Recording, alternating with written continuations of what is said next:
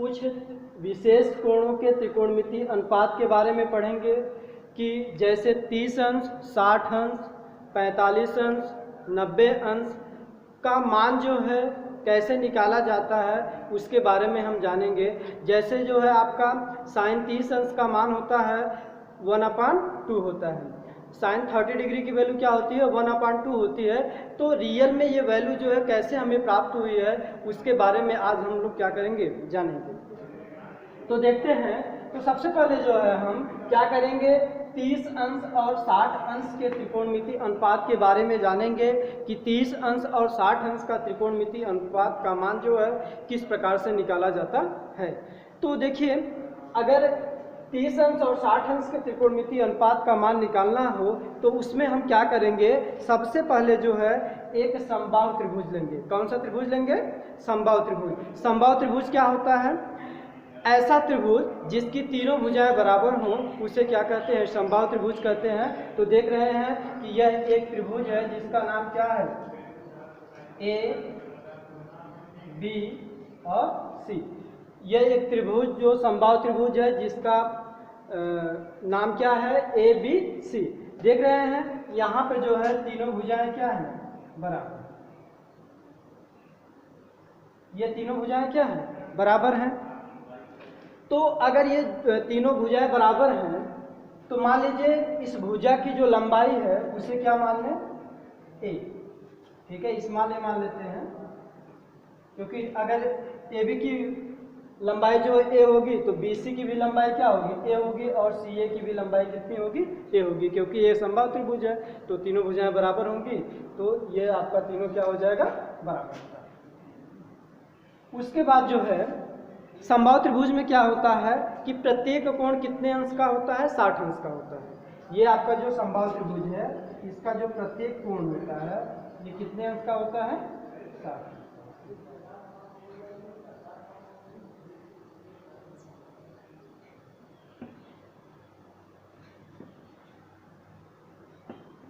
प्रत्येक कोण कितने अंश का होता है? 60 अंश का होता है। तो देखिए, अगर जो है कोण ए का हम क्या करें? समद्विभाजक करें। समद्विभाजक का मतलब क्या होता है? इसको दो बराबर भागों में क्या कर दें? बांट दें, या फिर बीसी पर एक क्या डालें? लंब डाल दें। तो यह इस प्रकार से डाला जाएगा।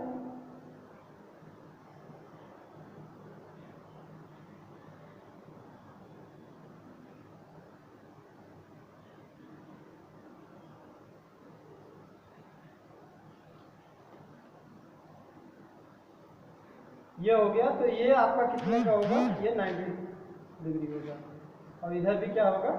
90 डिग्री। तो यहाँ पे ये एंगल कितना था? एंगल जो ए था वो 60 डिग्री था। तो अब इसको दो बराबर भागों में बांटा, इसका मतलब क्या हो जाएगा? 30-30 हो जाएगा। 30 डिग्री ये हो जाएगा और 30 डिग्री ये हो जाएगा। देखिए, ये जो बीसी पे जो है आपका, ये मान लीजिए ए और ये डी है। तो बीसी पे जो एडी लंब डाला गया है तो ये लंब क्या किया जो है बीसी को दो बराबर भागों में क्या कर दिया? बांट दिया। तो देखिए, यहां से यहां तक की जो ये लंबाई है, यहां से यहां तक की लंबाई कितनी? ए है। तो इसको दो बराबर भागों में बांटा तो आपका बीडी की लंबाई कितनी हो जाएगी? A/2, और डीसी की भी लंबाई क्या हो जाएगी? आपका A/2। इतना समझ में आ गया ना? देखिए, अब यहाँ पे आपके दो समकोण त्रिभुज हैं। एक जो है ए बी डी है, दूसरा है ए सी डी। ये दो समकोण त्रिभुज हो गए।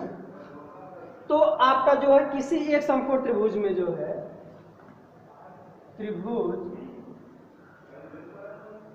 ए बी डी में पाइथागोरस प्रमेय अप्लाई करें। पाइथागोरस प्रमेय। देखिए, पाइथागोरस प्रमेय क्या होता है? कर्ण का स्क्वायर बराबर आधार का स्क्वायर प्लस लंब, यही होता है। देखिए, कर्ण आपका कितना है? ए, तो a का स्क्वायर हो जाएगा। यहाँ पे देखिए आधार आपका क्या है, BD है, BD मतलब a अपान। अब आपको क्या करना है, लंब को क्या करना है, ज्ञात करना है, मतलब AD की वैल्यू जो है हमें प्राप्त करनी है।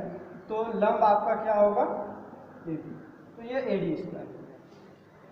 तो ये क्या हो जाएगा, ये a स्क्वायर बराबर, ये देखिए a स्क्वायर और 2 का स्क्वायर कितना होगा 4 प्लस AD स्क्वायर।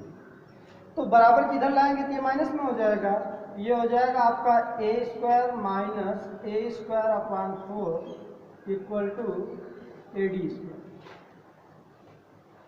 तो अब इसको सॉल्व करेंगे, देखते हैं। इधर अब देखिए इसके बटे कुछ नहीं है तो क्या है 1 है, तो इसका इसमें मल्टीप्लाई हो जाएगा, तो ये हो जाएगा आपका 4a square minus a square upon 4 equal to क्या हो जाएगा AD स्क्वायर। तो इसमें से इसको घटाएंगे तो देखिए 4a स्क्वायर में से a स्क्वायर घटाएंगे तो क्या हो जाएगा 3a square upon 4 equal to क्या हो जाएगा AD स्क्वायर। तो इसको हम ये भी लिख सकते हैं कि AD स्क्वायर बराबर 3a स्क्वायर अपान 4। तो AD बराबर कितना हो जाएगा, ये इधर वर्गमूल हो जाएगा। तो AD का जो मान होगा वो क्या आएगा आपका, देखिए √3 का वर्गमूल नहीं निकलेगा, मतलब 3 का वर्गमूल नहीं निकलेगा तो √3 होगा, और ये a स्क्वायर है इसका वर्गमूल a हो जाएगा, और ये 4 का वर्गमूल कितना हो जाएगा 2 हो जाएगा। इसका मतलब जो AD है लंब आपका कितना आ गया √3a अपान 2। देखिए लंब की वैल्यू आ गई √3a अपान 2।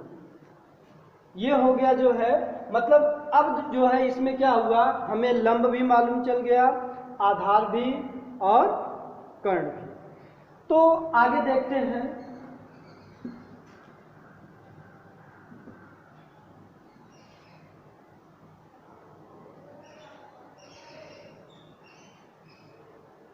देखिए अब जो है हम सभी त्रिकोणमिति अनुपात के मान निकालेंगे। सबसे पहले जो है हम साइन का निकालते हैं, साइन 30 डिग्री की वैल्यू, इसका मान निकालेंगे साइन 30 डिग्री की वैल्यू। देखिए साइन थीटा बराबर क्या होता है, लंब बटे कर्ण। देखिए ये आपका जो समकोण त्रिभुज ABD है, इस समकोण त्रिभुज में ये एंगल 30 है। जब हम 30 को लेंगे तो इसके सामने वाला जो भुजा होगी वो क्या कहलाएगी, लंब कहलाएगी। तो यह लंब हुआ, यह कर्ण हो जाएगा, और यह क्या हो जाएगा, आधार हो जाएगा। तो साइन 30 अंश बराबर क्या होता है, लंब बटे कर्ण। देखिए 30 अंश के लिए लंब ये होगा, तो ये हो जाएगा a/2 बटे कर्ण, कर्ण आपका a होगा। देखिए a से a कटेगा तो कितना आ जाएगा 1/2। देखिए हम पिछले वीडियो में बता भी चुके हैं कि साइन 30 अंश का मान कितना होता है, 1/2 होता है। उसके बाद जो है आप कास 30 अंश का निकालिए, ठीक है। कास 30, देखिए कास थीटा बराबर क्या होता है, आधार बटे कर्ण होता है। देखिए आधार कौन है, ये है ना, आधार आपका कितना हो गया √3a/2 बटे कर्ण आपका a है, तो a से a कट जाएगा, तो ये हो जाएगा √3/2। तो कास 30 अंश की वैल्यू क्या होती है, √3/2 होती है। उसी प्रकार से अब हम tan 30 अंश का निकालते हैं। देखिए tan 30 अंश का निकालेंगे तो क्या होगा, tan 30 अंश के लिए जो है आपका लंब बटे आधार, लंब आपका कितना है a/2 और आधार कितना है √3a/2। देखिए a से a कट गया, उसके बाद 2 से 2 कट गया, ऊपर 1 बचा, नीचे √3, ये हो जाएगा 1/√3। इसी प्रकार से जो है आपका जो है काट 30 अंश का मान निकालेंगे, तो काट 30 अंश क्या हो जाएगा, ये आपका आधार बटे लंब। देखिए आधार कितना है √3a अपान 2 और लंब आपका कितना है a अपान 2। देखिए 2 से 2 कैंसिल हो गया, a से a कैंसिल हो गया, तो आपका बचा कितना, सिर्फ आपका √3 बचा। उसके बाद जो है आपका sec 30 अंश का मान निकालना हो तो आपका क्या हो जाएगा, कर्ण बटे आधार। कर्ण आपका a है, आधार कितना है √3a अपान 2। देखिए a से a कैंसिल होगा 1, तो देखिए क्या हो जाएगा, ये आपका होगा 1 अपान √3 अपान 2। देखिए 1 अपान √3 अपान 2, तो ये 2 का क्या हो जाएगा, ऊपर मल्टीप्लाई हो जाएगा, 2 का क्या होगा, ऊपर मल्टीप्लाई हो जाएगा, तो ये 2 अपान √3 हो जाएगा। मतलब sec 30 अंश का मान कितना हो गया, 2 अपान √3। उसी प्रकार से आपका जो है कोसेक 30 अंश का मान निकालेंगे, तो कोसेक 30 अंश का मान क्या हो जाएगा आपका, कर्ण बटे लंब।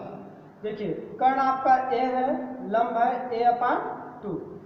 देखिए a से a कट जाएगा, ये 1, तो ऊपर आपका कितना बचा है 1, तो ये हो जाएगा 1 अपान, सॉरी ये हो गया 1 फिर अपान 1 अपान 2, तो ये कितना हो जाएगा, 2 का मल्टीप्लाई ऊपर हो जाएगा, तो ये हो जाएगा 2। इस प्रकार से सेक तो कोसेक 30 अंश की वैल्यू कितनी हो गई आपकी, 2 हो गई। अब जो है ये तो 30 अंश के सभी त्रिकोणमितीय अनुपात हो गए। इसी प्रकार से हम क्या करेंगे, 60 अंश के सभी त्रिकोणमितीय अनुपात को निकालेंगे। तो देखते हैं कि किस प्रकार से 60 अंश के सभी त्रिकोणमितीय अनुपात जो है निकाले जाएंगे।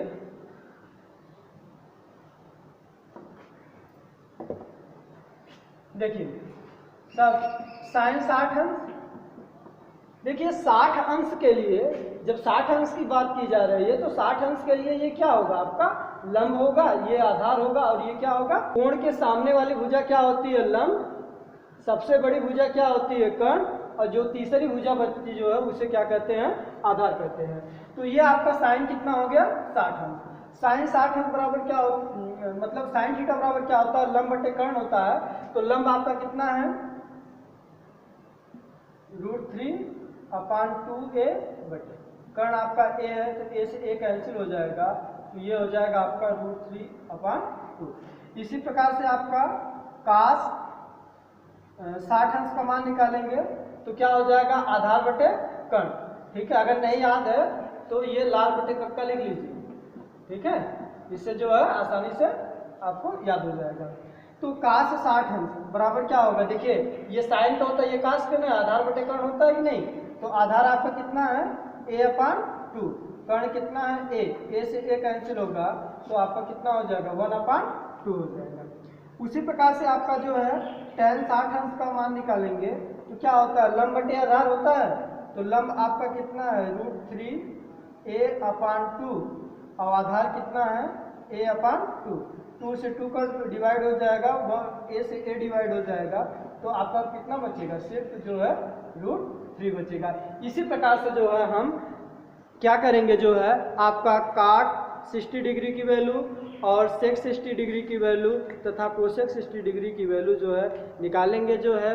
तो आज हम जो है क्या पढ़ें कि 30 अंश और 60 अंश के त्रिकोणमितीय अनुपात का मान जो है किस प्रकार से निकाला जाता है। इसके बाद अब बचा कौन सा, 45 अंश, 0 अंश और 90 अंश के त्रिकोणमितीय अनुपात का मान। इसको जो है हम अगले वीडियो में